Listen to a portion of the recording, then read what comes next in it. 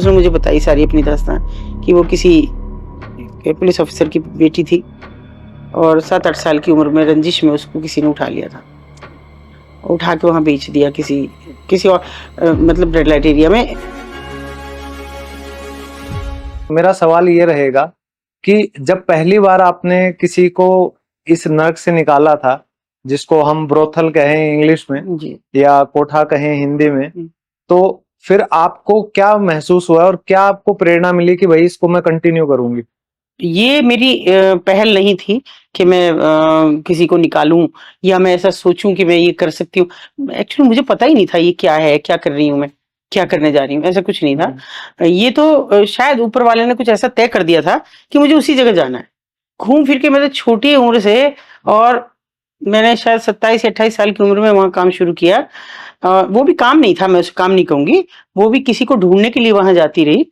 तो इस बीच जब 6-7 साल 8 साल स्कूल जाने की, वो 5-6 साल की उम्र होती थी उस समय, तब से ये तय हो गया था कि मुझे वहाँ जाना है। क्योंकि घर में रोकना, वहाँ से, क्योंकि मेरा घर एक आड़ी सड़क बचती है और वहाँ से घर शुरू होता है मायका। तो ये हिदायतें, ऊपर नहीं देखना, वहाँ से निकलो तो ऊपर, और वही स्कूलिंग का रास्ता था कि ऊपर नहीं देखना। अब वो एक छोटे बच्चे में उत्सुकता तो जागती है कि क्यों नहीं देखना ऊपर। देखते भी, और थोड़ा-सा विद्रोही स्वभाव भी था, तो था क्या, है भी। और वो फिर मदर को पूछना कि भई वहाँ क्या बात है जो ऊपर नहीं देख सकते? तो वो पीछा छुड़ाने के लिए शायद उन्होंने कह दिया कि वहाँ वो औरतें नाचती-गाती हैं, उन्हें नहीं हमें देखना चाहिए, चुपचाप निकल जाना चाहिए। फिर मैं उसका भी सवाल किया कि क्यों? नाचते-गाते तो सब घर में भी है।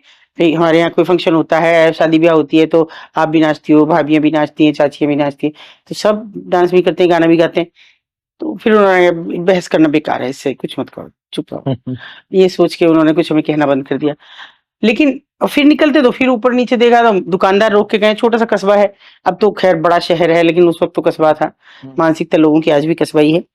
तो वो पूछना कि बेटा किसकी बेटी हो? बताएँ कि उसकी है, तो बेटा ऊपर नहीं देखते, तुम तो अच्छे घर की लड़की हो, ऊपर नहीं देखते हैं। वो सब चीज़ों ने ऐसे प्लान कर दिया कि ऊपर तो देखना ही है, अब क्या चीज़ है। और वो भी खत्म हो जाता शायद कि मैं 9th में पढ़ रही थी और उस वक़्त कोई लड़की, ये तो पता था, ये तो बता दिया हमारी मदर ने कि ये खराब औरतें रहती। हमने मान लिया खराब औरतें। एक लड़की वहाँ से मुझे खट-खट की आवाज़ सुनाई दी और जीने से उतर रही थी। तो स्वाभाविक है कि उधर को जब मैं देख ही रही हूँ इधर-उधर, तो वहाँ भी निगाह चली गई। मैंने देखा वो मेरे साथ पढ़ती है वो लड़की, और मुझे देख के उसने भी मुझे देखा। लेकिन जैसे ही उसकी मुझ पे अगर नज़र पड़ी होगी तो वो तुरंत से वापस चली गई। रुकी नहीं, ऊपर जीना चढ़ गई। वो कौन सी क्लास में? 9th में मैं पढ़ रही थी उस समय। अच्छा। तो वो चली गई और मुझे ये रहा, क्यों नहीं आई, स्कूल क्यों नहीं आई, मैं पूछूँगी वहाँ खराब औरतों में क्यों रह रही है। सैकड़ों बातें मन में घुमड़ रही थी। वो 3-4 दिन नहीं आई, शायद मेरे से ही बचने की कोशिश कर रही थी। फिर जब वो आई तो मैंने उससे पूछा कि भई तुम वहाँ क्यों थी? मेरी अम्मा तो कहती है कि वो तो खराब औरतों की जगह है, खराब औरतें रहती हैं वहाँ पे। तो पता नहीं, उम्र से ज़्यादा आज मैं सोचती हूँ तो वो शायद उम्र से ज़्यादा समझदार थी। उसने मुझे कहा कि उन खराब औरतों में से एक मेरी माँ है।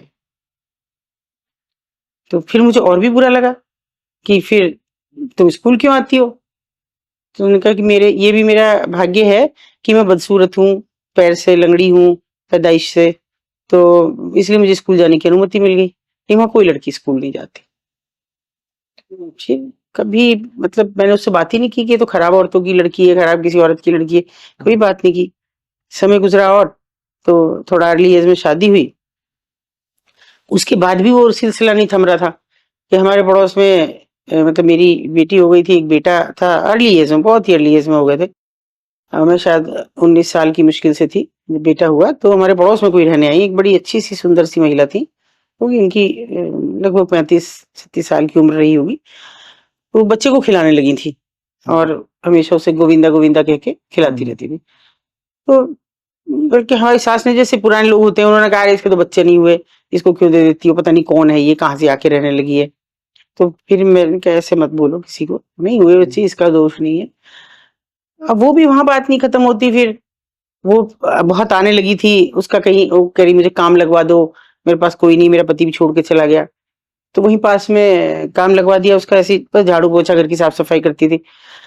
तो घर में बैठती भी थी, आके मेरे भी 2-4 काम कर जाती थी।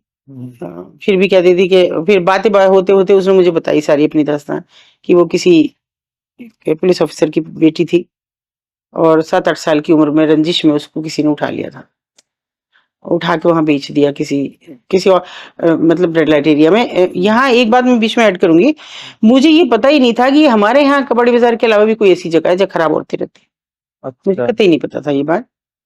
और फिर वो उसने सब बताया कि मुझे वहाँ बेच दिया, एक जगह पर्टिकुलर नाम लिया और वहीं फिर मैं बड़ी हुई, फिर मुझे इस पेशे में डाल दिया गया और बरसों बीत गए ऐसे ही, मतलब यानी कि शायद 20 साल कम से कम बीत गए। ऐसे ही किसी दिन कोई कस्टमर आता है तो वो तो उसको पहचान गई, लेकिन वो नहीं पहचाना क्योंकि जब वो छोटी बच्ची थी और उसने कहा कि भाई चाचा जी कह के उसको बुलाया कि मैं उनकी बेटी हूँ। अपने फादर का नाम लिया, मैं उनकी बेटी हूँ और आप मुझे घर पहुंचा दो। मतलब बहुत गुहार की, लेकिन देखिए दुर्भाग्य ये है औरतों का, खास तौर पे वहां की औरतों का, कि वो सब ठीक है, आप चाचा जी कह रहे हैं, लेकिन पैसा दिया है, देह धर्म अलग है। तो वो रोज आते रहे, फिर बिना पैसे भी आते रहे, आश्वासन देते रहे निकाल दूंगा निकाल दूंगा। चाचा बेटी जैसा कोई रिश्ता था नहीं कभी।